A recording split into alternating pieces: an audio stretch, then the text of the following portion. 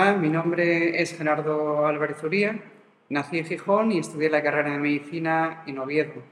Al terminar la carrera de Medicina hice un voluntariado en Perú, donde estuve trabajando primero en un hospital psiquiátrico, porque siempre mi idea inicial había sido estudiar psiquiatría.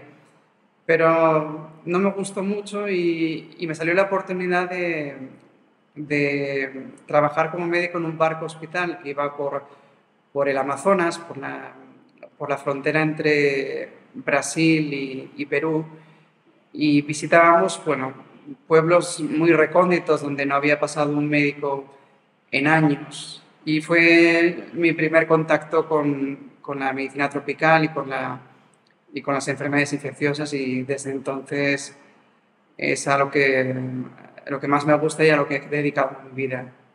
Después de volver de Perú, hice la residencia de medicina interna en el Vall d'Hebron, en el departamento de enfermedades infecciosas, y me fui a estudiar a Liverpool, medicina tropical, y después de acabar de estudiar, estuve trabajando 2 años en el Reino Unido. Al poco de volver, fue cuando decidí venirme a la India con la Fundación Vicente Ferrer, eh, donde llevo trabajando desde el año 2009. Soy el director del Hospital de Enfermedades Infecciosas, en una zona rural donde hay pocos medios, y vemos sobre todo pacientes con VIH, con muchas enfermedades oportunistas. No es el mismo paciente con VIH que se ve en España, y también muchísima tuberculosis. La India es el país del mundo con más tuberculosis, y lo que más vemos son tuberculosis resistente, que es resistente a la rifampicina y a otros fármacos, y que es muy difícil de tratar. Cuando hacemos la especialidad MIR en España, bueno, trabajamos en un contexto particular, ¿no? Nosotros adquirimos conocimientos técnicos de la especialidad, pero en un sistema sanitario que es gratuito para el paciente, de calidad, donde no hay un problema de comunicación, porque tenemos la misma lengua, una cultura al menos similar, y podemos comunicarnos bien. Y si hay problemas sociales, siempre tenemos el apoyo de los servicios sociales y de los trabajadores sociales, que nos pueden ayudar, ¿no? Sin embargo, esto no pasa en la mayoría del mundo. Y esto lo damos mucho por sentado, y eso cuando empezamos a trabajar en otros países nos cuesta. ¿Por qué? Porque cuando uno trabaja en un país con pocos, más pobre, donde la sanidad no es gratuita para el paciente, hay que conocer muy bien el medio cultural y socioeconómico donde estamos, y sobre todo de los pacientes. Y luego también nos veremos en muchas situaciones en las cuales no tenemos el apoyo de trabajadores cualificados, porque no los hay, ni siquiera. No es porque no los queramos contratar, simplemente es que no los hay en la zona donde estamos trabajando, y esto hace que sea un trabajo mucho más exigente, ¿no? Es un trabajo muy distinto, porque cada día te pasan cosas que no te lo esperas, ¿no? Desde el punto de vista del trabajo clínico, la primera cosa que llama la atención, pues, son los medios diagnósticos que uno tiene cuando trabaja en un medio con pocos recursos, ¿no? Por ejemplo, muchas veces lo único que tenemos es un fonendoscopio, la historia clínica y la exploración física. Y la historia clínica es mucho más difícil de hacer cuando uno trabaja en otro país donde se habla otra lengua y hay otra cultura, ¿no? Podemos tener algún medio analítico, podemos tener alguna analítica o pruebas de microbiología, pero van a ser bastante básicas, y si tenemos suerte, pues tendremos una máquina de rayos X, ¿no? Entonces, esto hace que el trabajo no sea igual. Tenemos que desarrollar mucho más las habilidades clínicas, y hacer unos diagnósticos. A veces son diagnósticos probables más que diagnósticos definitivos, con los que tenemos que trabajar y empezar el tratamiento. Y muchas veces es el tratamiento el que nos guía también, ¿no? como no tenemos menos medios para hacer el diagnóstico, tenemos una sospecha diagnóstica, empezamos tratamiento y si el paciente no mejora, como nosotros esperamos, nos replanteamos el diagnóstico que habíamos tenido, ¿no? Por ejemplo, el otro día llegó un paciente con disnea, se les escuchaban unos sibilantes, tenía una expiración alargada y empezamos tratamiento con broncodilatadores, corticoides, pero el paciente no mejoraba, ¿no? No podíamos confirmar nada porque no podíamos hacer ni una analítica ni una radiografía de tórax, pero al ver que no mejoraba y tenía la presión un poco más alta, pues sospechamos que podía ser una insuficiencia cardíaca, ¿no? Entonces empezamos tratamiento con diuréticos y el paciente mejora. Pues esto es el día a día, ¿no? en un contexto más pobre, ¿no? No puedes hacer diagnósticos definitivos, tienes que guiarte un poco de sospecha y empezar el tratamiento y ver cómo responde, ¿no? Luego son muy importantes las creencias locales, las supersticiones que haya. Por ejemplo, el otro día también un paciente nos llegó y no podía mover ninguno de los 4 miembros, ni siquiera el cuello, y no entendíamos muy bien por qué. Entonces, nosotros preguntamos a la familia y después la familia tampoco lo quería decir lo que había pasado, pero después de insistir, nos confesó que le había picado una cobra. Tenían la creencia de que si decían la palabra cobra, iban a volver una serpiente o una cobra podía volver a morderles y a volver a envenenarlos, ¿no? Y de hecho el diagnóstico es muy sencillo, es un suero antiveneno que vale para todos los venenos de nuestra zona y el paciente mejoró, ¿no? Pero bueno, si uno no conoce la patología más prevalente, donde estamos trabajando, y también esas supersticiones que a veces dificultan el diagnóstico, es mucho más difícil, ¿no?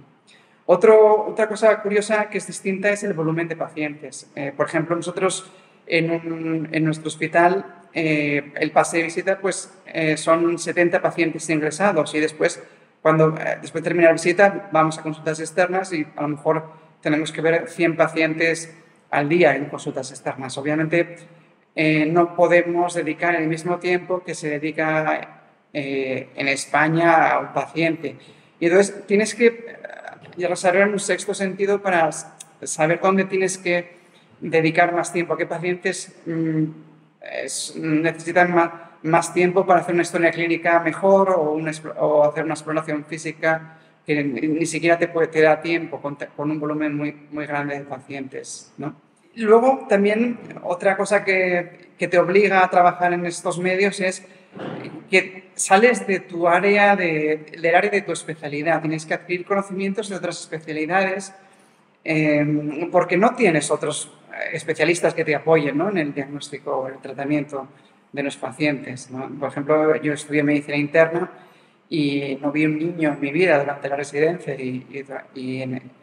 durante el tiempo que estuve trabajando de adjunto después de la residencia.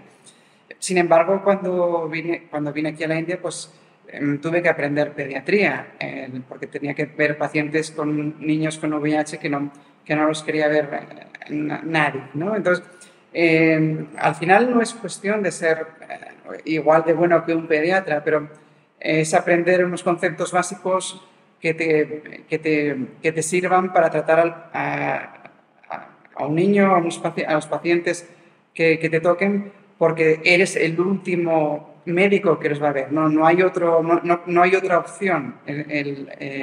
No hay otro médico, un especialista que te pueda ayudar y al que pueda referir para ver los pacientes. Y esto te hace pues, que aprendas muchas técnicas nuevas y conocimientos de otras especialidades. Por ejemplo, una cosa que a mí me ha ayudado muchísimo y creo que es un instrumento diagnóstico muy útil en medios donde hay muy limitados, como el que estamos trabajando, es el ecógrafo, ¿no? Pues, utilizamos el ecógrafo. Tener un ecógrafo es más fácil que tener incluso con una radiografía de tórax.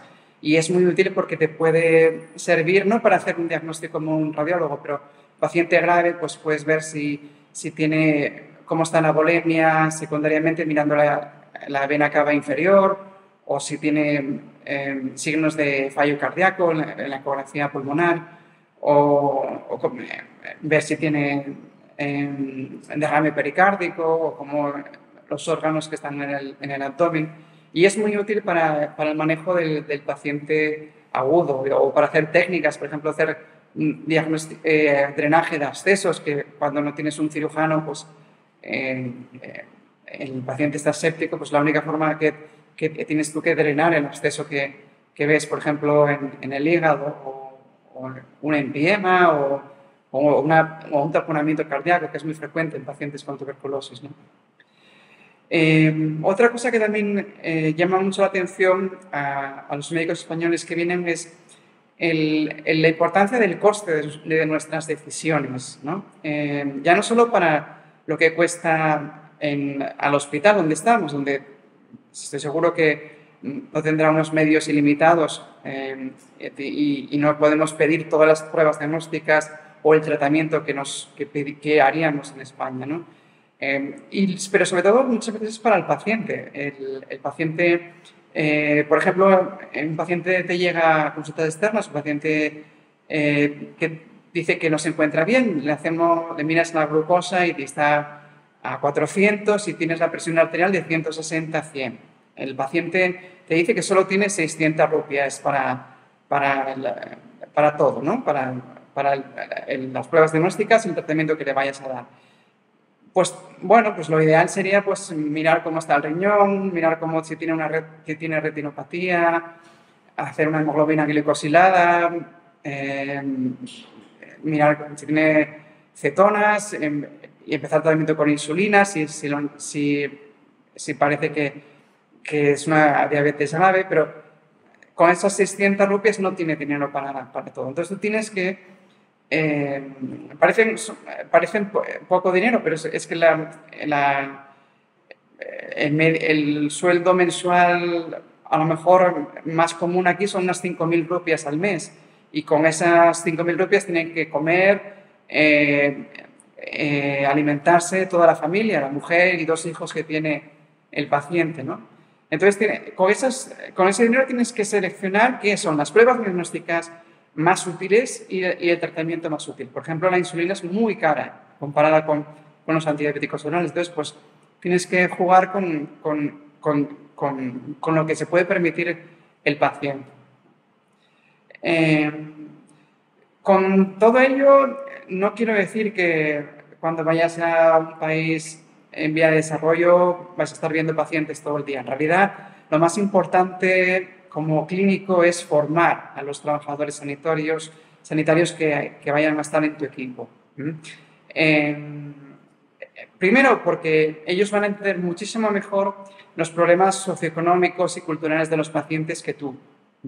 Y segundo, porque tú lo que puedes aportar es ese conocimiento técnico que a ellos les falta, ¿no? Entonces, tu labor va a ser sobre todo mejorar en esa formación técnica que ellos no han podido tener, y que cuando tú te vayas ellos sean capaces de ver tan bien como tú las enfermedades más prevalentes de la zona donde estés, ¿no? Ese será el punto más importante de tu labor, ¿no? O sea, siempre trabajar con los trabajadores sanitarios locales.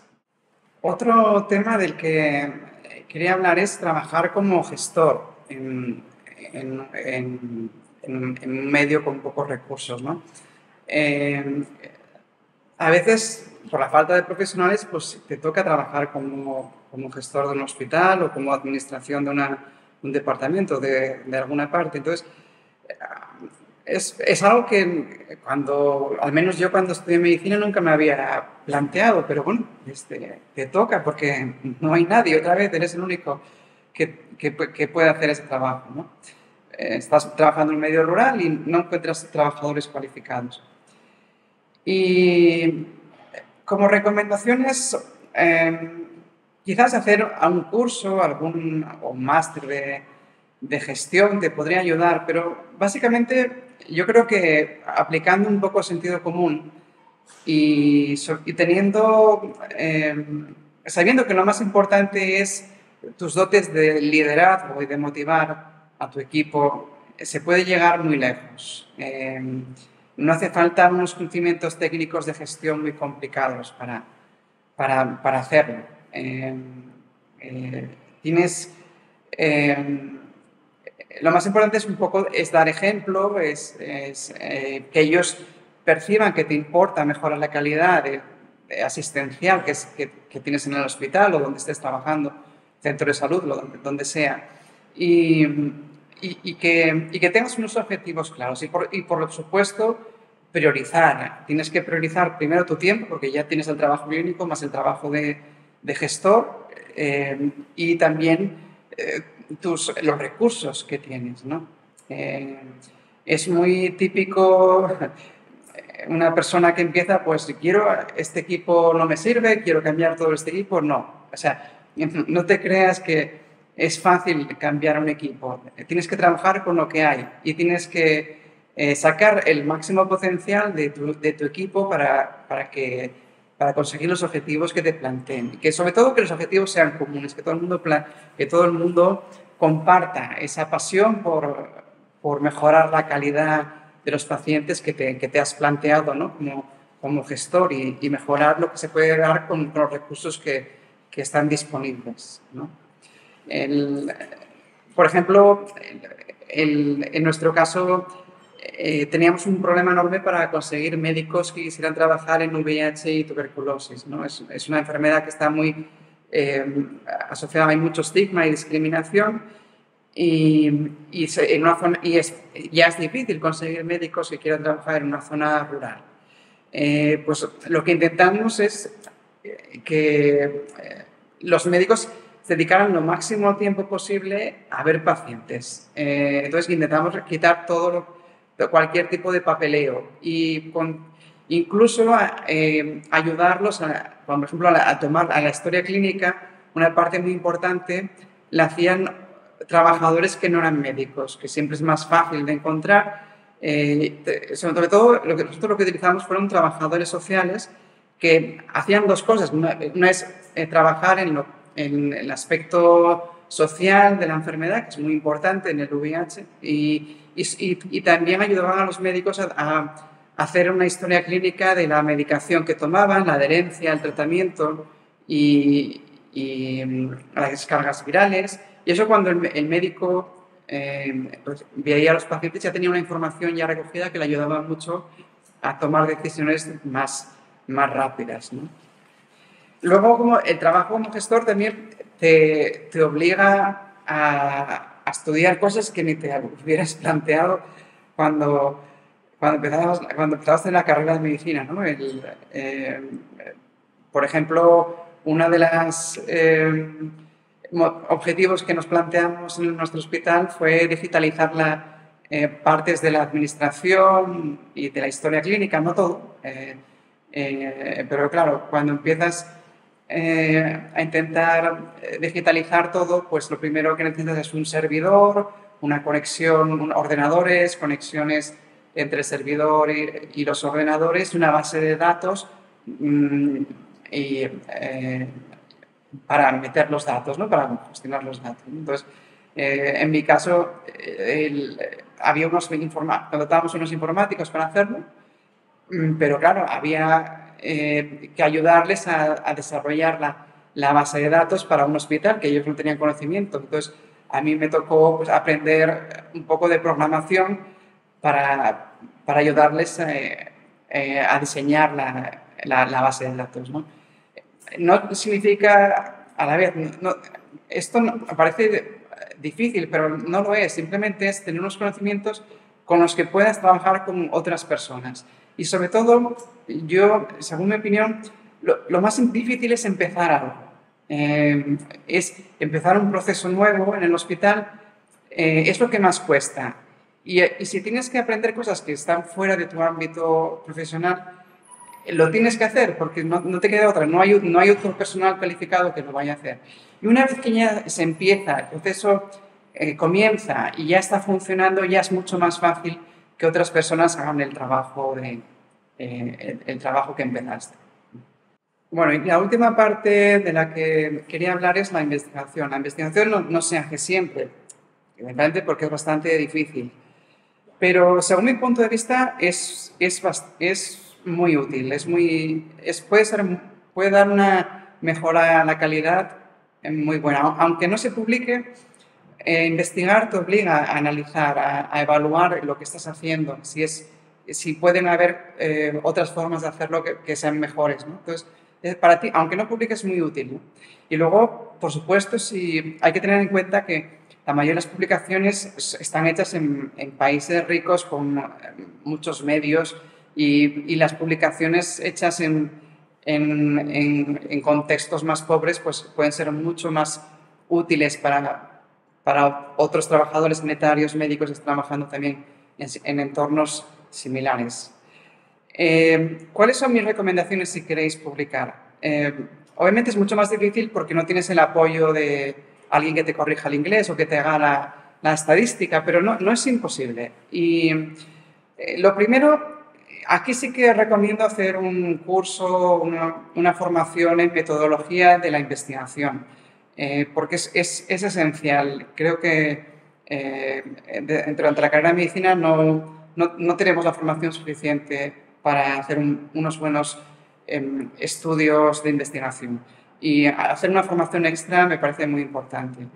Dentro de la metodología de la investigación está la estadística, que es un tema que a veces nos da miedo, pero no es tan difícil, sobre todo si te gustan mucho las matemáticas. Mi recomendación es utilizar un software, un programa estadístico, porque vas a aprender estadística y a la vez cómo hacerlo, ¿no? A través del software. Hay muchos, los más clásicos son SPSS, SAS, Stata, pero mi recomendación es R, ¿no? R, en inglés, que es un software gratuito, tiene una curva de aprendizaje quizás un poco más difícil que los otros programas, pero sin embargo, una vez que aprendes, es muy potente, tiene unos gráficos muy buenos y me parece que es una inversión de formación muy importante para el futuro, te va a ayudar mucho. Cuando uno se plantea hacer un estudio, yo recomiendo no hacer estudios retrospectivos. No significa que no se hagan estudios observacionales. Yo creo que se puede sacar mucha información de estudios observacionales, pero que sean prospectivos, que los planees bien antes de empezar, que haya un análisis de lo que quieres medir, de lo que quieres, cómo lo vas a medir y cómo lo vas a analizar antes de empezar y cómo vas a coger los datos, ¿no? La recogida de datos es algo que te lleva mucho tiempo, quizás que, como hemos hablado, tampoco te sobra. Y si consigues financiación, siempre puedes conseguir un equipo de investigación que te ayude. A veces no es fácil. Entonces, mi consejo ahí es intentar conseguir que los datos que se recogen en el día a día, en la práctica clínica, en el trabajo del día a día, los puedes utilizar también como para investigar. Por ejemplo, al diseñar la base de datos del hospital o no hace falta meterlo en un ordenador, si no hay ordenadores, simplemente recoger los datos en papel, en un registro y luego sí conseguir a alguien que te ayude a pasar esos datos a una base de datos que puedes diseñar tú, aunque no sea solo para el hospital, solo para el estudio, ¿no? Mi recomendación es no meter demasiado trabajo a la persona que tiene que recoger los datos. Ya tiene el día a día, en su trabajo diario, encima tiene que emplear su tiempo en esto. Si los cargamos de demasiados datos, siempre es más interesante a priori, pero si esos datos no son de buena calidad porque la persona está harta de trabajar y no va a meter bien los datos, es mejor hacer una hoja de recogida de datos sencilla, fácil de recoger y luego también que la persona que esté recogiendo los datos le sirva. Por ejemplo, hacer un informe mensual de su trabajo. Eso motiva mucho a que los datos que se recojan sean de buena calidad y que también tú los puedas utilizar, ¿no? Con confianza de que son datos de calidad. Una vez que has diseñado el estudio, has recogido los datos, haces el análisis estadístico, hay que escribirlo. Y si puede, obviamente va a ser en inglés, ¿no? Porque es el medio en el que nos comunicamos todos en todo el mundo, ¿no? Entonces, personalmente, a mí es lo que más me costó. Necesitas un buen nivel de inglés. Cuando digo un buen nivel, es un nivel muy, muy alto, sobre todo de un nivel escrito de inglés. Hay que saber escribir muy bien inglés y mi recomendación es practicar, aunque no sean... Practica escribir inglés lo máximo que puedas, porque eso te va a ayudar muchísimo después para escribir artículos y poder publicarlos, ¿no? Y luego, a la hora de escoger la revista, no obsesionarse por revistas de alto impacto. A veces perdemos muchísimo tiempo en intentar publicar una revista de un factor de impacto muy alto y gastamos más tiempo en intentar publicarlo que en hacer el estudio, y a mí me parece absurdo, ¿no? Entonces, mi recomendación, y desde lo que hemos hecho desde mi grupo de investigación, es ir por revistas de acceso abierto, de open access. Hay que pagar por publicar, pero siempre te ayudan si trabajas en un país de renta más baja, no es tan caro, y luego que esté indexada la revista que esté indexada en PubMed. Yo creo que con esos